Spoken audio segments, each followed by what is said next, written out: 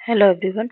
आज की क्लास में हम आपका नया टॉपिक शुरू करेंगे, वो है डिजीज ऑफ बोन, जिसके अंदर आपको बोन की जितनी भी डिफॉर्मिटी है, चाहे वो बोन का ट्यूमर हो, सिस्टोम, मैलिग्नेंसी हो, सबके बारे में एक एक करके बात करेंगे। सबसे पहले हम बात करते हैं कॉन्जेनिटल एनोमलीज ऑफ बोन। एक तो बार ये पूछा गया है, काफ़ी पहले पूछा गया है, आजकल तो बहुत रेयर चांस है इसके पूछे जाने के। ठीक है, तो बात करते हैं बोन में किस किस तरीके की कॉन्जेनिटल एनोमलीज हो सकती हैं। तो किसी भी बोन के अंदर, जॉइंट के अंदर या टिश्यू में कोई भी एनोमली होगी, चाहे वो कॉन्जेनिटल हो या बाद में हुई हो, एक्वायर्ड हो, किसी भी तरीके की हो, उससे बोन के अंदर डिफॉर्मिटी तो आएगी आएगी, ये तो श्योर है, फॉर श्योर ऐसा तो होगा ही। ठीक है, चाहे जो जो बोन है उसके अंदर कोई गड़बड़ हुई है, या जॉइंट के अंदर हुई है, या किसी भी टिश्यू में हुई है, उससे जो भी बोन अटैच होगी उसके अंदर डिफॉर्मिटी आएगी।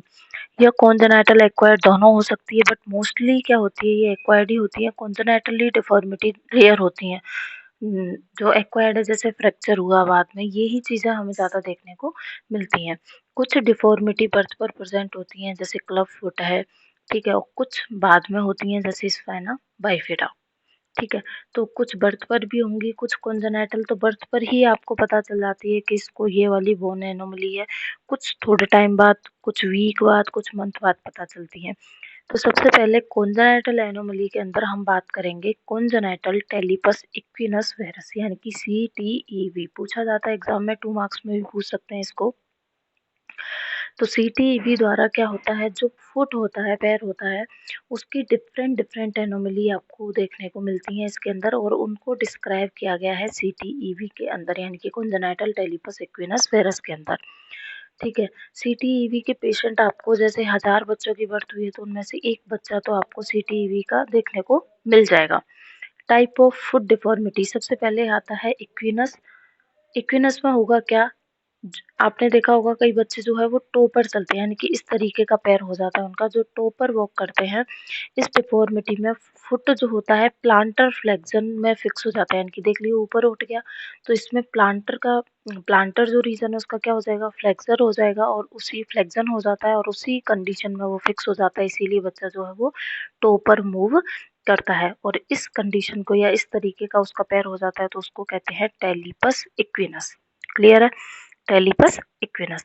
फिर आता है कैल्किनियस। कैल्किनसिया में इक्विनस का जस्ट रिवर्स होगा, यानी कि इसमें पैर इस तरीके से होगा, यानी कि बच्चा किस पे मूव करेगा, हील पर चलेगा, पंजा उठा के चलेगा, हील पे चलेगा, और इसमें फुट ऊपर की ओर उठ रहा है, देखिए पूरा का पूरा फुट ही ऊपर डोर्सी फ्लेक्शन की कंडीशन में फिक्स हो जाता है। फिर उसके बाद आता है वेरस। वेरस में क्या होगा, पैर जो होता है, ये बीच वाला जो प्लांटर रीजन है वो इस तरीके से ऊपर वाला पोर्शन उसका ऊपर उठ जाता है मिड टार्सल जॉइंट पर। मिड टार्सल जॉइंट पर फुट जो होता है इन्वर्टेड या एंड अडक्टेड हो जाता है, अंदर की ओर मुड़ जाता है मिड टार्सल जॉइंट पर पैर। तो फुट जो है इन्वर्टेड और अडक्टेड हो जाता है, और इसमें सोल जो है फेसिंग इनवर्ड, सोल जो है वो पीछे की तरफ रहेगा, सोल फेसिंग इनवर्ड अंदर की तरफ मुड़ा हुआ रहेगा। ठीक है, थोड़ा सा उठा हुआ होगा। अब ये 3D में आपको कैसे दिखे, इसलिए गूगल पे इसका डायग्राम देखिएगा। तो इसको कहते हैं हम टेलिपस वेरस। इसका जस्ट उल्टा हो जाएगा वल्गस। इसमें क्या होगा, वही मिड टार्सल जॉइंट पर, यहाँ पे तो इन्वर्टेड और अडक्टेड हो रहा था, यहाँ पर इवर्टेड और अबडक्टेड हो जाएगा। ठीक है, और इसमें जो सोल है वो आउटवर्ड फेस होगा, जैसे इसमें इनवर्ड फेस हो रहा था, इसमें आउटवर्ड फेस होगा कौन, सोल।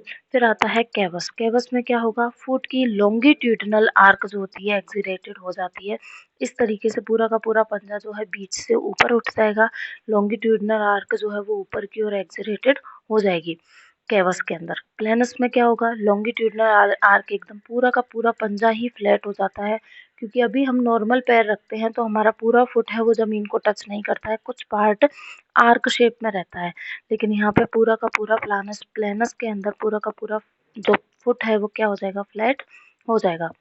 फिर आता है स्प्ले। इसके अंदर क्या होता है, जो पैर की फिंगर्स हैं, ट्रांसवर्स जो फिंगर है, ट्रांसवर्स आर्क में क्या हो जाता है, पैर फ्लैटन हो जाता है। क्लियर है, तो इस तरीके की आपको कॉन्जेनाइटल डिफॉर्मिटी है वो पैर की या टेलस रीजन की देखने को मिल सकती है। इनकी etiology क्या रहेगी, मोस्टली तो ये इडियोपैथिक होते हैं, कोई कॉज प्रॉपर इनका पता चला नहीं है, लेकिन इंट्रायूटेराइन प्रेशर के इंक्रीज होने से अगर पैर पर यूट्रस की वॉल के अगेंस्ट प्रेशर लगता है तो पैर पर डिफॉर्मिटी हो सकती है। काफ मसल में इस्चेमिया हो जाए, काफ मसल को प्रॉपर ब्लड या ऑक्सीजन सप्लाई नहीं मिल रही है तो काफ मसल में अगर इस्चेमिया हो गया तो भी फुट की ये डिजीजेस हो सकती हैं। क्लिनिकल फीचर क्या होंगे? अब बच्चे का पैर इन डिफॉर्मिटी है बच्चे के पैर में, तो बच्चे का फुट जो है डोर्सीफ्लेक्स्ड हो सकता है। वो डिपेंड करेगा किस तरह की उसके अंदर डिफॉर्मिटी है। फुट का साइज हमेशा छोटा ही मिलेगा, हील साइज भी छोटा मिलेगा, काफ मसल वास्टेड मिलेगी, outer side of foot is gently convex मिलेगी।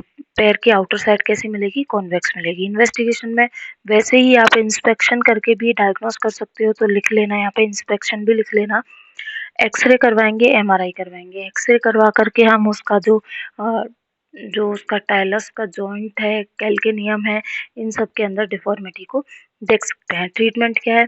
By operative and non operative method के द्वारा फुट को करेक्ट पोजीशन में आपको मेंटेन रखना है। नॉन ऑपरेटिव मेथड में क्या कर सकते हैं? मैनिपुलेशन अलोन और correct plaster cast and splint. कोई भी प्लास्टर या स्प्लिंट बांध करके आप पैर की पोजीशन को करेक्ट कर सकते हो। ऑपरेटिव मेथड में क्या करना है?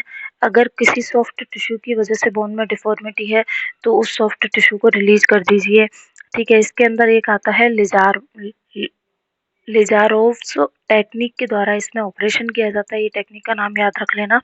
और posterior medical soft tissue release. तो इस तरीके से ऑपरेटिव मेथड या नॉन ऑपरेटिव मेथड के द्वारा आप कोई भी जो डिफॉर्मिटी टेलस रीजन में है उसको क्योर कर सकते हो। फिर सेकंड आती है कॉन्जेनाइटल के अंदर ही स्पाइनल बाइफिडा।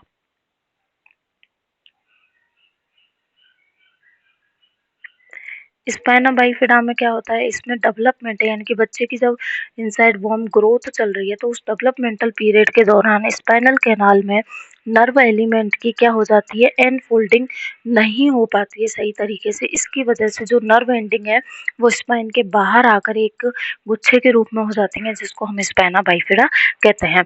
ठीक है, लेकिन ये हो कहीं की भी सकती है, पूरी स्पाइन में ये कहीं भी हो सकता है, लेकिन यूजुअली ये जो हमें देखने को मिलता है वो लंबोसेक्रल रीजन में ही देखने को मिलता है, या एक या अधिक पोस्टीरो वर्टिब्रल आर्च के फ्यूजन में फेलियर होने के कारण होता है। तो अगर स्पाइन की जो वर्टिब्रल आर्क है उनका प्रॉपर फ्यूजन नहीं हो पाता है तो उसकी वजह से बच्चे को स्पाइना बाइफिडा हो सकता है, जो कि डेवलपमेंटल पीरियड के दौरान उसकी नर्व की फोल्डिंग प्रॉपर नहीं होने के कारण होगा। इसकी जो मेन साइट है वो रहती है लंबोसेक्रल, लेकिन ये थोरैकोलम्बर रीजन में भी हो सकता है, लेकिन 99% केसेस जो है वो लंबोसेक्रल के ही हमें देखने को मिलते हैं। स्पाइना बाइफिडा दो टाइप की होती है, एक तो स्पाइना बाइफिडा ओक्लूटा और एक स्पाइना बाइफिडा अपरेटा। ये जो स्पाइना बाइफिडा ओक्लूटा है ये कॉमनेस्ट टाइप है। इसमें क्या होता है? स्किन के बाहर, यानी कि लंबोसेक्रल रीजन पे एक लिपोमा फॉर्म हो जाता है, और तो इसमें स्किन लिपोमास व डर्मेट के साथ स्किन में डिम्पलिंग हो जाती है, यानी कि नर्व के साथ साथ इसमें डर्मोइड सेल भी होंगी। स्किन के अंदर एक डिम्पलिंग, यानी कि एक आप कह सकते हो एक सिस्ट फॉर्म का ये आपको बाहर से देखने को मिलेगा।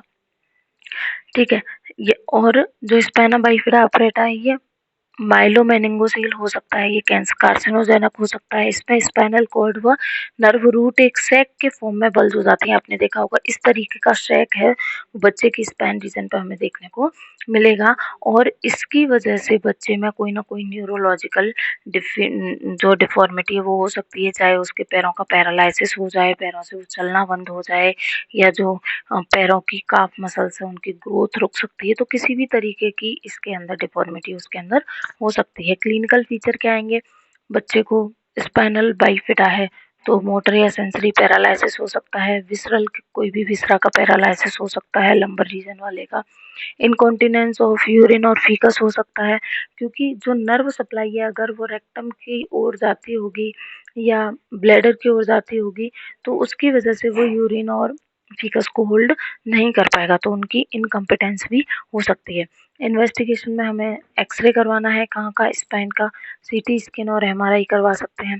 ट्रीटमेंट में सर्जरी ही करवानी पड़ेगी, करेक्शन ऑफ डिफॉर्मिटी कीजिए, और कोई भी विसरल फंक्शन है वो प्रॉपर नहीं है तो उसको मेंटेन करके इसका ट्रीटमेंट कर सकते हैं। बाकी सर्जरी ही स्पाइनल बाइफिडा का प्रॉपर ट्रीटमेंट है। उसके अलावा ये नॉर्मल मेडिसिन से क्योर नहीं हो सकता, क्योंकि बर्थ कॉन्जेनाइटल डिफॉर्मिटी है तो ऑपरेटिव कराना ही पड़ेगा।